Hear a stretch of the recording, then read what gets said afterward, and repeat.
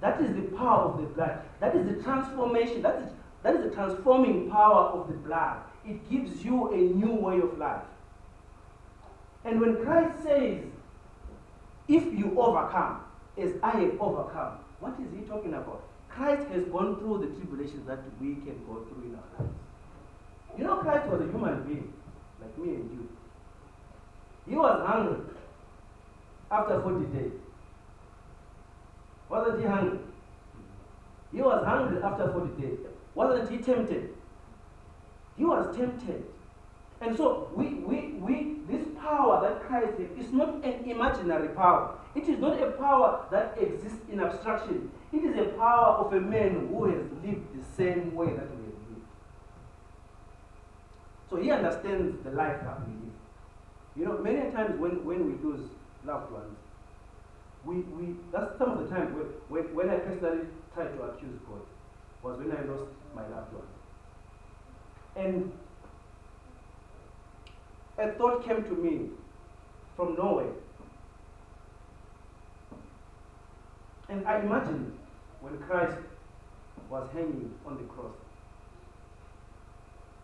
I imagined that God actually feels how I'm feeling. Because that was his son hanging on the cross. And so the God that we have, he understands what we go through. Not because he is God, but because he has gone through it himself. So when Christ looks at you, looks at me, and says, you can overcome, he's not saying it in abstraction. He's saying it because he's been through it. You know, when he got to Lazarus' house, John 11, verse 35, it says Jesus wept. He found them crying, and he cried. He wasn't joking, he was crying. When you go to the Garden of Gethsemane,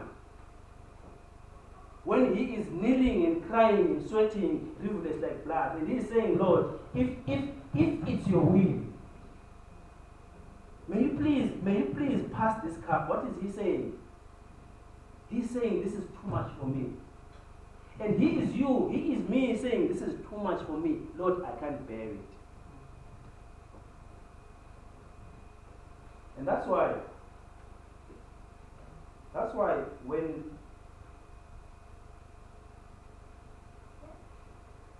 we go to the book of Hebrews, it says something that I'd like us to think about and take away.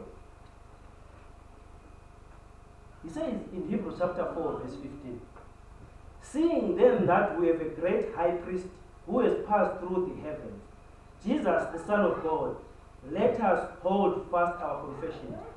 For we do not have a high priest who cannot sympathize with our weaknesses, but was in all points, allow me to repeat that, but was in all points, not some points, was in all points tempted as we are, yet without sin. Allow me to be a bit more colorful about it. If you are a man like me, you'll accept it that there's so many beautiful flowers out there, right? There's so much temptation out there. And Jesus was a man. And if it says he was tempted on all points, but I say he was tempted on those points as well, that we men are tempted. I'm not going to pretend like we don't go through temptation, because that's one of the worst things that we do. We are not born yet. We are not in heaven yet. As long as we are here, there will always be temptations. And Christ is promising you and me. He's saying, I was tempted like you. I was tried like you. And he's saying to you and me, let us therefore come boldly to the throne of grace, that we may obtain mercy and find place to help in time of need. So in that time of tribulation, in that moment of need, because that moment of need is when the temptation is actually happening to you. Is when the pain from wherever in your body is when you are looking for a job and there are no jobs. That is your time of need. When you are looking to have children that grow up as model children, and they grow up to become rebellious.